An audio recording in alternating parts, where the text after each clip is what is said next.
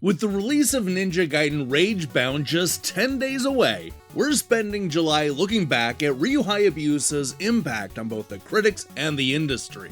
We've already looked at the classic 8-bit trilogy on the Nintendo Entertainment System, as well as the often forgotten spin-offs on the Game Boy, the Game Gear, and even the Sega Master System. Today we're going to be digging into the ports of the 8-bit trilogy, including Ninja Ryukenden on the PC Engine, Ninja Gaiden III on the Lynx, and of course, Ninja Gaiden Trilogy on the Super NES.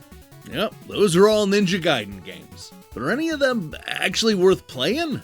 To answer that question, I decided to flip through the pages of Electronic Gaming Monthly, Nintendo Power, Computer and Video Games, and more classic magazines that reviewed these games back when they first came out.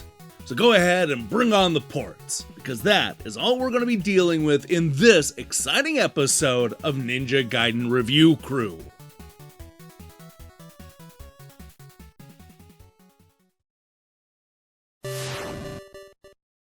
Chances are that you played through the original Ninja Gaiden trilogy on the Nintendo Entertainment System, but did you know that Ryu's 8-bit adventures found their way to other consoles? A great example of this is the PC Engine port of the Japanese original, Ninja Ryukenden. It's a better looking and more colorful take that never made its way west, but was in several English language magazines. Let's go ahead and see what they thought of this 1992 port. Now, with only 3 different magazines to pull reviews from, I want to start at the very bottom and work our way up. This gives us a chance to introduce a new magazine to the review crew, the British publication Games X. This is yet another magazine with one of those dumb scoring systems, but we're going to get to that in a moment. Let's first see what they said about this game. Yawn! Another version of Ninja Gaiden. Well, what can I say? The PC Engine version is pretty good, but as you'd expect, it doesn't break any new barriers in terms of originality or graphical excellence. Nevertheless, the control system works well and the presentation is okay, so if you're looking for a run-of-the-mill beat-em-up on the engine, then you can do a lot worse than Ninja Gaiden. Now, using their patented X rating system, yes, that is what they chose to call it, this game earns a score of 3 X's out of 5, or triple, well, you get the idea. Even with a limited sample size, Games X was definitely in the minority. Die Hard Game Fan gave this TurboGrafx import an average of 85%, while Computer and Video Games went even higher with a solid 89%. Frank O'Connor concluded that the PC Engine has a whole load of fabby platform-related beat-em-ups, but this is sufficiently different to merit a further look. This is a truly abominable piece of programming. As the foreground smoothly slides by, the background judders and shakes its way past.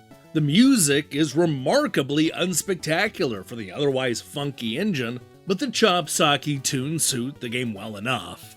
The clever climbing abilities of your ninja sprite are ruined a bit by the iffy control method, but it's not too bad. There's no doubt that this is playable. It's great fun and very, very difficult. The frustration builds, but it only makes you want another go. Buy it if you're after a shinobi-style romp, but fans of the arcade game will be gravely disappointed. What I find interesting about these reviews is how they talk about everything but the deep story and lengthy cinemas. I mean, those are the things that separate this game from Shinobi, yet the critics seem a lot more annoyed that they aren't playing the less memorable arcade game. With an overall average of 78%, the critics still recommend this version of Ninja Gaiden, but it definitely sounds like it could have been a whole lot better.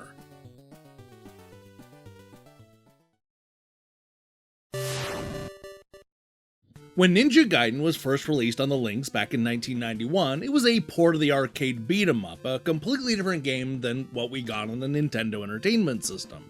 This was followed up 2 years later by a port of Ninja Gaiden III, The Ancient Ship of Doom? That's right, for some reason that I've never been able to understand. Despite the lack of the first 2 games on the system, Tecmo just decided to bring the 3rd and final chapter of the NES trilogy to the Lynx.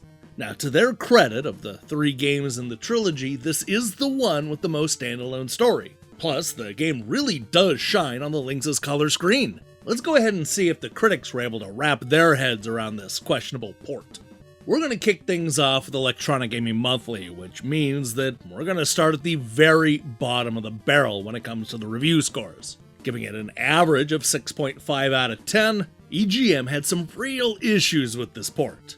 Al argued that Ninja Gaiden is the game that the Atari Lynx has been longing for. Like its Nintendo counterpart, Ninja Gaiden has great gameplay that exceeds many of the other action games in the genre. The sound, although 8-bit, is okay and gets the player hyped. The problem I run into is the small characters. They're so small that you can't tell where you are sometimes. Anyone with the Lynx should pick this up. Ed liked it a bit more, giving it an 8 out of 10 and noting that Ninja Gaiden plays a lot like the NES Classic. The game plays especially well for the small screen. The blurring inherent with the system is pretty bad, particularly because your character is so small. The magic is really easy to use and it helps out tremendously. Ninja Gaiden is a good title to pick up if you have a Lynx. If you can bear the blurring, you'll be in for a real treat. Games like this don't come out often. With EGM pulling up the rear, the scores can only get better. Video Games and Computer Entertainment ended up giving the game a 7 out of 10, the exact same score they gave the NES version. GamePro went a bit higher, giving the Ancient Ship of Doom a score of 4 out of 5. If you're an action gamer who doesn't like Ninja Gaiden, then you belong in the video game nerd house. However, this version adds eye strain and nerve-twinging challenge to wither the will of even the most determined Gaiden followers. Oh please, don't let it end here. Well, and here it ends. Well, sort of, for a while. Whether on the Lynx or for the NES, Ninja Gaiden 3 is the weakest entry on every platform. That said, it is still worth playing. This handheld version isn't the way to go, but it is cool that it exists. Now let's go ahead and quickly move on to Ninja Gaiden 3 on another system, this time the Super NES.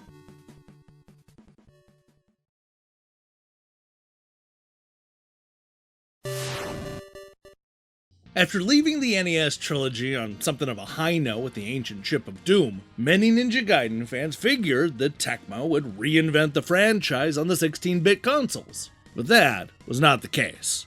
The only Ninja Gaiden game to hit the Super NES was this compilation of the NES trilogy, appropriately called Ninja Gaiden Trilogy. Now, unlike Super Mario All-Stars, the 3 games here were straight ports visually, though there were some minor changes made to each of the titles. Before we go into the reviews, it's important to remember that this compilation was released in August of 1995. That's 4 years after the series wrapped up on the NES and just days before the looming 32-bit console war. Just keep that in the back of your mind as we dig into these reviews. Historically, Electronic Gaming Monthly was almost always a fan of Ninja Gaiden. This was especially true of the NES trilogy. The lowest score they gave the series was an 8 out of 10, and only going lower when it was ported to the Lynx. But that was then, and this is 1995. With an average score of 6.9 out of 10, it's clear that most of the EGM editors were starting to turn on the Tecmo series. Dano summed up the frustration perfectly. 3 games in 1 cartridge? And there's no change to the graphics or music? Who thought this one up? The Ninja Gaiden Trilogy is a unique idea, but Tecmo really should have enhanced the looks to improve it. Ed, on the other hand, was the lone critic to actually recommend the game. I must admit that I was wishing that Tecmo would have improved the graphics, but after a trip down memory lane, I was hooked back on one of my favorite series. The action is just as intense as ever, and the music is sweet. The cinemas have been redrawn as well. The effect of the new graphics will make you drool. If only Tecmo worked on the rest of the game. 3 games in 1 cart is a great deal. For those of you who missed out, try playing these classics. Now before we climb up the scale, let's first check in with Nintendo Power, who gave the Ninja Gaiden Trilogy a 3 out of 5. They liked the great action and game design, specifically noting the challenge and the passwords. However, they complained that the original controller setup seems a bit awkward on the Super NES controller. No new features except for the passwords, and the graphics don't live up to the current Super NES standards. Now I will point out that this is a compilation of classic games, not a remake, but I guess that distinction wasn't a thing back in 1995. If we go back over the Electronic Gaming Monthly divide, we find GamePro giving Ninja Gaiden Trilogy its highest marks, a 4.5 out of 5. After firing up this game, one can only wonder why Tecmo chose not to do Gaiden in a 16-bit format. At least for now, Ryu wannabes can revive some ninja fighting skills and take heart in rampant rumors of a Ninja Gaiden for the next generation systems. Well, I hate to be the bearer of bad news, GamePro, but those rampant rumors about Ninja Gaiden coming to the next generation systems are, well, they're wrong. It's more like the next generation. Basically, a full decade after this review. I know what your next question is going to be, and that's what did the critics think about the 3D reboot series? Well, we're going to answer that next time on Ninja Gaiden Review Crew.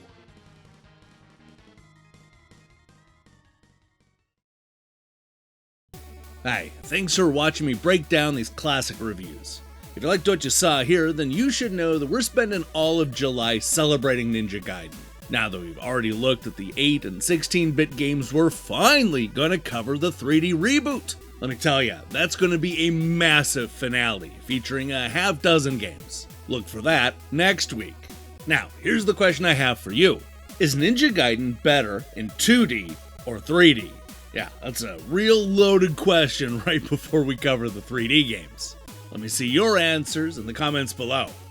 In other news, we're going to be back later this week with a comprehensive guide looking at the differences between the Ninja Gaiden book and the Ninja Gaiden game. While you wait for that, I strongly recommend you click that subscribe button and support what we're doing here. Until then,